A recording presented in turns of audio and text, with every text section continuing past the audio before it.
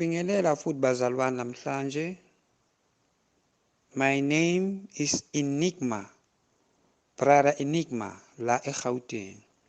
So ke bazalwane namhlanje ake sikhulumeni ngezinto ezenzakalayo ngasemanzini inside Atlantic Ocean. Because abantu abaningi masibazitshela ukuthi Atlantic Ocean ngaselwandle kunelizwe elikhulu kuphila abantu ngapha, ama-Satanist, devil worshippers and namadimoni, and then futhi ney'ngilozi esiqoshiwe ezulwini zikhona phakathi ngasemanzini Atlantic Ocean, bahlala lapho. Nezinyoka eziningi nabantu bonke abobhuti nabosisi abanomzimba wenhlanzi, mermaid, bahlala lapho, bakhona ngapho. So uNkosi uJesu uthi uNkulunkulu akabavumelanga ukuthi beze la emhlabeni sizobabona.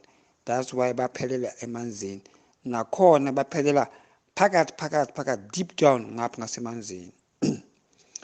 So ke bazalwane lapho kule Atlantic Ocean uma ungena ngaphakathi, uma uJesu asibonisa because uJesu une-screen everywhere uJesu lahamba khona, makaphakamisa isandla kuvela screen i-TV enkulu.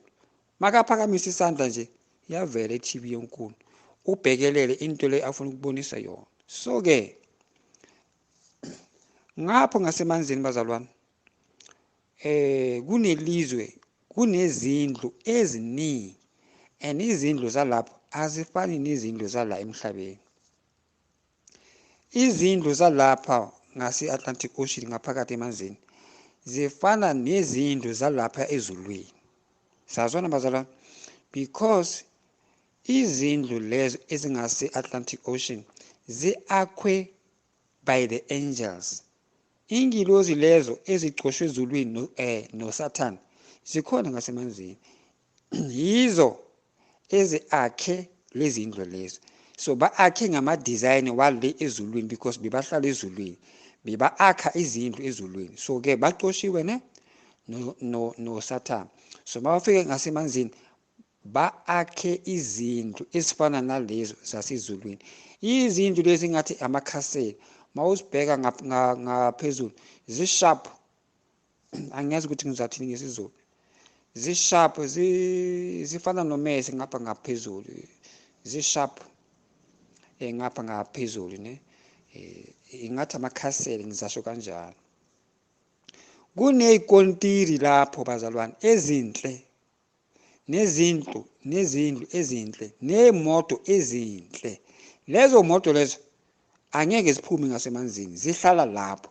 Izindlu zalapho emkhathini ngasemanzini zigibelwa ama-Satanist, ama-devil worshipper, nabantu abazalelwe ngasemanzini. Because bakhona abantwana abazalelwe ngasemanzini, bazalwa ama-devil worshipper, abashiye ngasemanzini ama-devil worshipper. So bayakhuliswa ngapho ngasemanzini. Mase bakhulile bayezala emhlabeni bazofuna umsebenzi, and mabafika la emhlabeni bayakhethwa everywhere bafuna umsebenzi khona, bayabaqasha emakhampanini la uSathane ayaziyo ukuthi amakhampani wakhe. Siyazwana ke, mabaceda ukuqashwa lapho la baphuma emanzini baba ama-CEO balamakhampani lawo. Siyazwana bazalwane. So kunezimoto ngapho in the Atlantic Ocean bazalwane. Imoto engikhuluma ngazo ezilapho, imoto lezi uma uvula iminyango yazo awuvuli umnyango wazo njengemoto zala emhlabeni. Yilezi moto uma uvula umnyango wazo uyaphezulu. Imoto ezifana nabo Lamborghini, Porsche, Maserati nezinye futhi amaningi amagama, nabo Mercedes-Benz nabo BMW, kodwa iminyango yazo uma ivulwa iyaphezulu njengenyoni. Angithi wabona inyoni mayindiza, niyazibona ngithi bazalwane imoto lezi ezinjalo ezivulwa ngeminyango engathi amaphiko. Yes, sigcwele ngapho ngasemanzini. Ama-devil worship ahlala lapho ba-drive le moto lezi uma bayothakatha ebusuku, uma bangene ngapho ngasemanzini ba-drive imoto lezi, kuba mnandi for bona. Kodwa ekuseni ngabo 3 baphuma ngasemanzini baza emhlabeni la baphila khona. So uJesu bazalwane wasibonisa ukuthi lapha emanzini ukuthi i-Queen of the Ocean, umfazi lo onomzimba wenhlanzi, aphethe amadimoni wonke wasemanzini. Lo mfazi lo, Queen of the Ocean, le umfazi lo iBhayibheli ikhuluma ngaye ku-Revelation chapter 17, 18 and 19. iBhayibheli ikhuluma ngaye ithi it's a great prostitute, le umfazi loyo. So bambiza Queen of the Ocean, futhi bambiza Queen of Heaven. Sazwana bazalwane? So-ke idimoni elikhulu. So uJesu wasibonisa ukuthi uyenzani ngasemanzini. Bazalwane, usisilona umude akalingani nabafazi balapha emhlabeni. Umzimba wakho umude, uphakeme kakhulu. Uyabona ukuthi asumuntu wasemhlabeni lo. Umuntu aphuma kwelinye ilizwe, akusumuntu wala.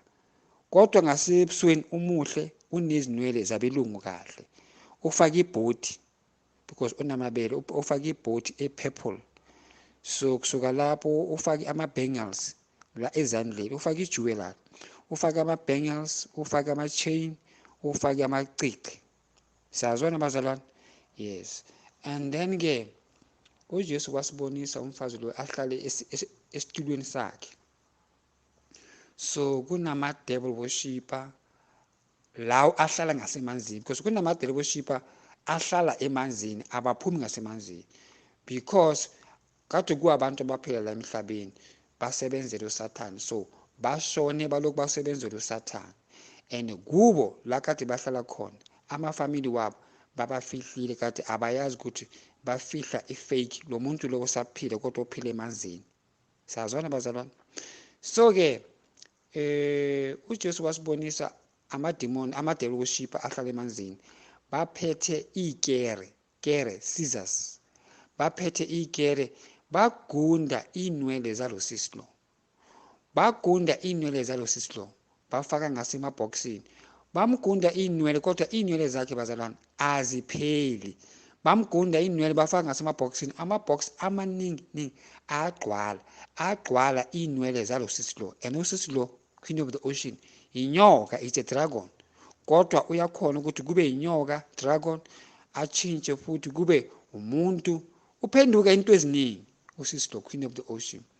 So bamkhatha inwele bafaka ngasemabhokisini, and then uma amabhokisi wonke agcwele inwele zalo sisi lo, bakhipha amabhokisi lawo bafaka kulezi ikephe lezi ezikhulu ezihamba elwandle, bafaka amabhokisi lawo aphethe inwele, baletha inwele lezi lapha emhlabeni kulama company la ayenza i-wig zabomama. So inwele lezo bayenza Brazilian and other kinds of hair pieces, ama-wig. So bayenza ama-wig lapha emhlabeni ngale nwele eziphuma ekhandeni zalo sisi lo wasemanzini.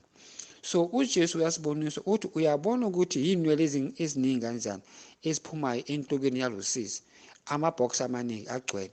So uJesu bazalwane uyasitshela ukuthi every hair piece, every wig yabafazi efake entokeni, every wig yabafazi eyenzwe ngenwele zalo sisi lo. Ningizwisise kahle bazalwane, mina ngumSuthu angisumzula, ngiyazama nje ukukhuluma isiZulu. Every wig, i-wig eziyenzwe ngenwele zalo sisi lo, ne? Because ama-hair piece amaningi, i-wig ziningi zonke. Abantu bafaka ama-wig, uma ushona ufaka i-wig awungeni ezulwini, ngoba uNkulunkulu uyakubuza ukuthi ziphi inwele lezi akunika izona. So ngifuna ukukhuluma ngama-wig ayenzwe ngenwele zalo sisi lo, because ama-wig amaningi ayenzwa ngento eziningi ne, kodwa kulama-wig ayenze ngenwele eziphuma ekhandeni lalo sisi lo, Queen of the Ocean. So every woman azofaka i-wig le bathi Brazilian, amanye amagama angiyayazi, yilama wig la adurayo. from 1,000, 2,000, 3,000, 4,000, 5,000. Sazwana bazalwane, yilama wigi la adurayo kakhulu. So ke bazalwane ziyathathwa inwele zabo, so kwenziwa ama-wig la a-expensive kakhulu. So kunabosisi la emhlabeni abanemali, ama-celebrity bafuna lezo-ke iwigi lezo ezidurayo. So that's why usathane athi nina enithanda i-TV nibhekelela ama-celebrity la aculayo e-TV, nabantu bonke abavela e-TV aba-actayo, mani babona bafake iy'nwele lezi ezidurayo, nani niyahamba niya emasaluni nifuna ukufaka iy'nwele lezi ezidurayo. uJesu athi sinitshele ukuthi nihamba esitradeni nifake inyoka ekhandeni lenu. Kusho ukuthi iy'nwele lezi eziphuma ekhandeni lalosisi lo Queen of the Ocean, uma ufaka iwigi eyenziwe ngey'nwele zalosisi, then ke ufake inyoka kuwe. So uma ushona usuka emhlabeni, ayikho indlela le uzongena ngayo ezulwini. Even if you are a Christian, born again Christian, angeke ungene ezulwini ufake iwigi. Ngesikhathi ushona ufake iwigi le ehamba ngawe spiritual. So angeke ungene ezulwini ngewigi ephuma ku-Queen of the Ocean, inyoka yasemanzini. So uJesu wasibonisa ukuthi abafazi babazalwane basuse iwigi lezi enhlokweni zabo, because these things is a snake. It's a snake, inyoka yasemanzini, izinto zikaSathane, izinto zikaJezebeli. Sazwana bazalwane, wasibonisa futhi uJesu ukuthi uSathane, he is ruling in the USA, America, because everything eqalayo e-America iqala nge-fashion e-America. Iqala America, iye China, iye UK, iye overseas. Mayisuka overseas iza e-Africa, abantu base-Africa bayayijabulela because iphuma overseas. I-fashion eziningi bazalwane ziqala e-America, USA.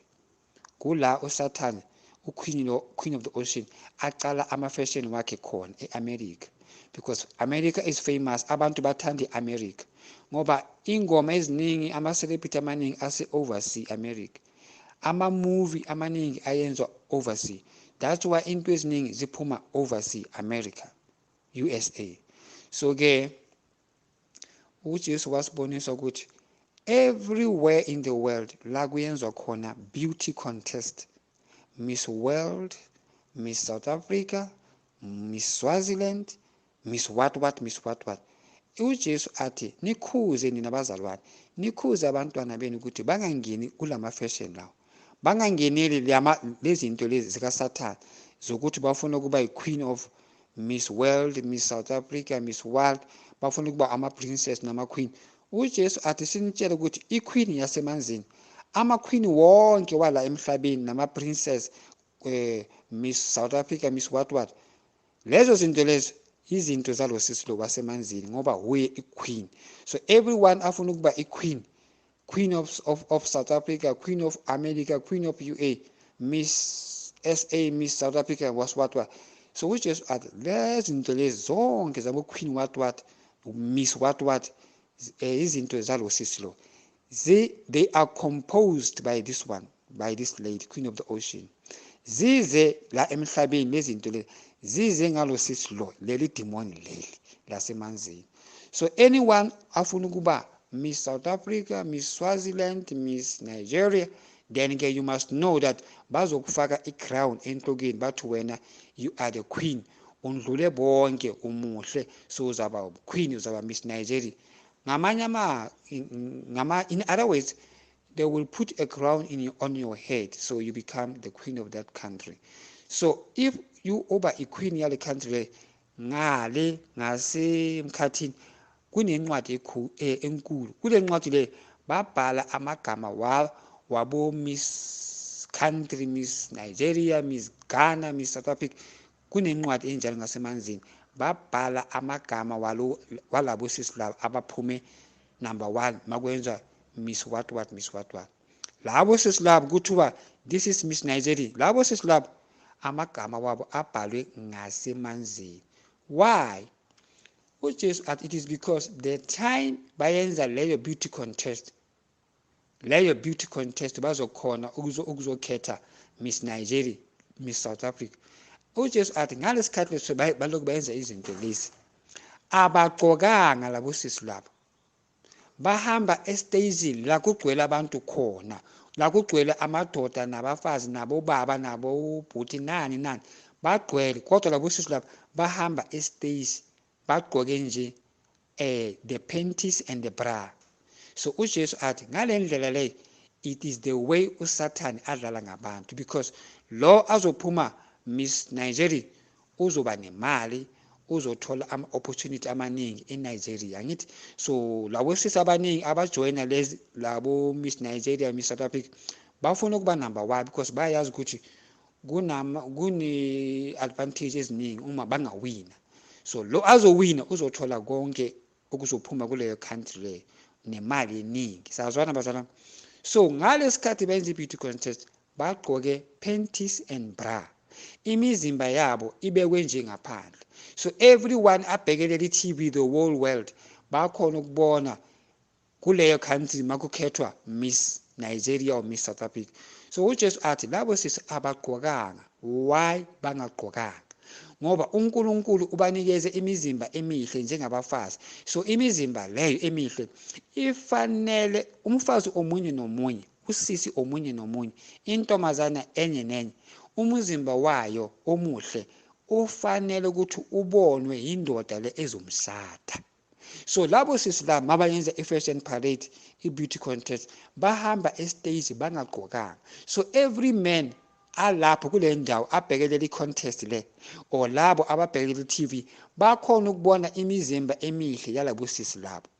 So that one uJesu uyibize uJesu uthi lezi zinto lezi kufana nje nabantu abayenza i-pornography, ngoba bahamba bangagqokanga, ba-actor kuma-TV, bayenza ii-movie zama-pornography bangagqokanga.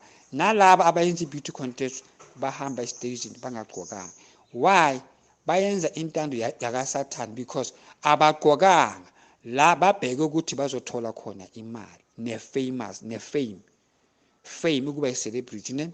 So ke uJesu athi abazalwane bangangeneli lezi zinto lezi zabo Miss South Africa, Miss High School, Miss Swaziland, Miss Ghana, Miss what, Miss Lesotho, Miss Natal, Miss KwaZulu. Sazwana bazalwane, lezi zinto uJesu athi uSathane nalomfazi lo wasemanzini batrepa abantu babafazi, because abantu babafazi batrepeka easy. uSathane ubadonsa simple because bathanda imali, bathanda ubuhle, bathanda i-fashion. Sazwana bazalwane, ngiyandlula lapho. Then ke bazalwane kwaveliswa omunye ubhuti lona naye ubhuti unomzimba, wambona ukuthi yindoda kodwa yena unamanyawo kahle, unamanyawo ayi-2, akana nhlanzi njengalabanye. Yena it's a devil worshipper kodwa naye uhlala emanzini, akaphumi ngasemanzini. So ubhuti lona umsebenzi wakhe emhlabeni wonke uye ayenza ama-design wama-haircut. Abobaba ngithi bayenza ama-haircut enhlokweni, ekhandeni, bayenza Chico style, bayenza brush, bayenza pomade, bayenza escalon cut, bayenza blow and cut, bayenza zigzag, bayenza bafaka ama-dreads.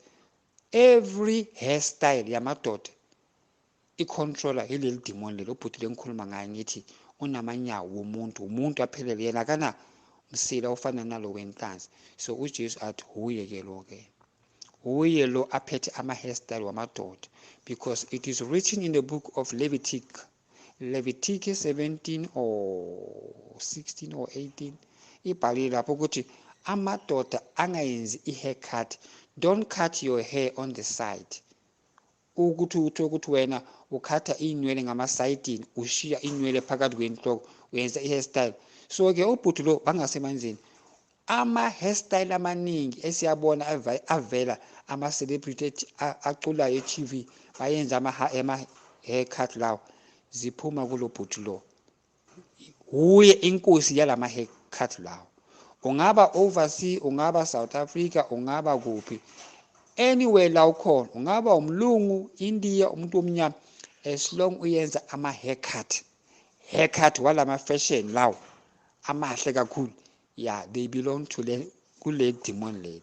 Siyazwana abazalwane, wathi futhi uJesu sitshela abazalwane ukuthi bangayenzi izinto ezenziwa abantu balapha emhlabeni, ngoba uNkulunkulu wakhuza abantwana baka-Israyeli ukuthi bangayenzi izinto ezenziwa ezinye izizwe.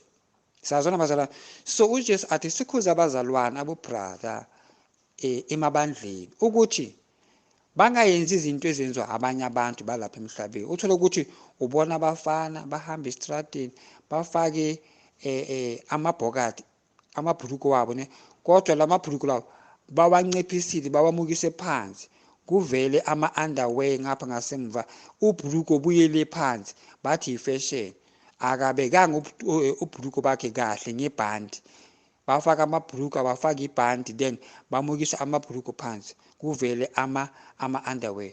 uJesu athi lezi zinto lezi izinto zamadimoni, izinto zalo bhuti lo engikhuluma ngayo, ngithi uhlala ngasemanzini. Ifashion le yakhe. So everyone emhlabeni bazalwane inimbona afake ibhuluko, ijini, ibhokadi, then wayemukisa phansi, wavelisa ngapha ngasimva ama-underwear wakhe. Ya ke lezi zinto lezi uma ugcoka kanjalo ngasemanzini, ubhuti lo, idimoni leli libhala phansi ukuthi wena uyenza ifashion ephamukiyo, ngizathini ngesizulu, uyenza ifashion yangasemanzini, ifashion yamadimoni. Why ungagqoki kahle? So ubhuti lona ubhala amagama, the name of everyone ofake ibhuluko then abumukise phansi. So bazalwane, khuzana abantwana benu ukuthi bagqoke kahle, khuzana abantwana benu ukuthi bagqoke kahle. Wathi uJesu sitshela abazalwane, abazali babazalwane ukuthi ningathengeli abantwana benu abancane babafana abana 3 years, 4 years, 5 years, 7 years ukuya phezulu, ningabathengeli amaskipa, ikipa lezi, ama-t-shirt lawa abhalwe Spider-Man and Superman. uJesu athi sinitshele ukuthi Spider-Man ne-Superman amadimoni, bakhona ngale ngase in the kingdom of darkness, bakhona futhi ngasemlilweni, the kingdom of hell, amadimoni lawo yiwo ashaya abantu, uSuperman naye uSpider-Man. Uma nibabona ukuthi bagcoke kanjani, nangale ngasezihokweni bagcoke kanjani. That's why bazalwane, uSatan is so clever, uyenze ukuthi lapha emhlabeni kube nama-movie wabo Spider-Man nabo Superman, kanti yena uyayazi ukuthi amadimoni lezi zinto lezi. So kunabantu abathanda i-t-shirt, ikipa ezivelise Superman and Spider-Man. Bazalwane, ikipa lezo amadimoni. uSuperman is a demon, ngale ngasemlilweni ushaya abantu mabaloku basa, uSuperman uyabashaya. Ubashayela indaba yokuthi beningithanda emhlabeni, benibhekela ii-movie zami. So bamubona uSuperman uloku ugqoke kanjalo, naye uSpider-Man uloku ugqoke kanjalo. Bazalwane, bandiza the way bandiza ngakhona uma bhekile imovie, nangale ngasezihokweni bandiza kanjalo. Uyanyamalala, anyamalala ayephezulu, anyamalala ayele njengoba ubhekile ama-movie, kunjalo nje. So uJesu athi ningathengeli abantwana benu ama-t-shirt avelise Superman and Spider-Man, because those are the demons. Sazwana bazalwane, uJesu wathi sinikhuze ukuthi ningathengi i-t-shirt lezi ezimnyama ezivelise ikhanda lomuntu, njengale emblem yaka-Pirates. Angithi emblem yaka-Pirates ivelise ikhanda lomuntu, amathambo wekhanda lomuntu, and then namathambo amanye futhi ayenze X engathi izandla, isign ye-Pirates, Orlando Pirates. uJesu athi ningagqoki ikipa ezivelise izinto lezo, because uma uhamba edrobheni wahlangana nedemon, wahlangana ne-devil worship eliye edrobheni, nawe uye edrobheni or emall, kwenzeka ukuthi uhlangane ne-devil worship ngasemall, wena ufake iskipa lesi esinekhanda lomuntu. uJesu athi sinitshele ukuthi ama-devil worship bayakhona ukuthumela umoya oyingcwele, umoya wamademoni, hayi umoya oyingcwele, I'm sorry, umoya wamademoni. Ama-devil worship ayakhona ukuthumela umoya walamademoni angene ekhandeni lelo elivele e-t-shirtini yakho, esikipeni sakho.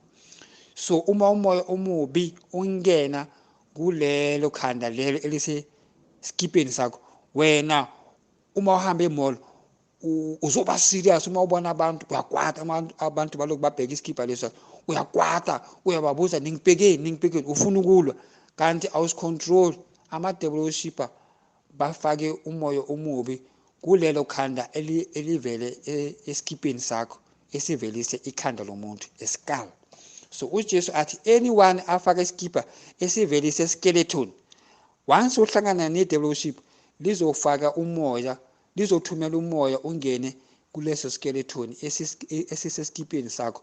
Uzabona wena ngalelo langa uzoyenza izinto eziphuma endleleni, uqabane nabantu, ulwe nabantu, kanti ucontrola yile skeleton esisesikipeni sakho. Sazwana bazalwane, uJesu athi lezi zinto lezo ziyadizayinwa ngasemanzini. So abantu bazithanda, abantu bathanda ifashion, bayathenga impahla, bagqoka anything ebangayazi, ebangayizwisisi. How can ufake i-t-shirt bazalwane evelise iskeleton, spook mathambo sivele esikipeni sakho, then wena uthenga iskipa nge-200 uzofaka for what bazalwane? So uJesu athi sitshela abazalwane ukuthi basuke kulezo zinto. Lezo zinto lezo uSathane uzidizayinile, udizayinele abantu bonke abangakholwa, abantu abanganayo uJesu. uSathane ubadizayinela impahla bathenge, so that baye naye ezihokweni, because bebagqoka impahla zakhe eziphuma ngasemanzini. So uJesu uyenza ukuthi abazalwane baqaphele ukuthi these things are evil. Siyazwana abazalwane? So uJesu athi sinitshele, athi ningathengi amabhandi, ibhandi lebhruku, ungathengi ibhandi eline-chestpere eyenze X, eyenze amathambo leyo, amathambo lawo waka-Pirates, Orlando Pirates, la ayenze X.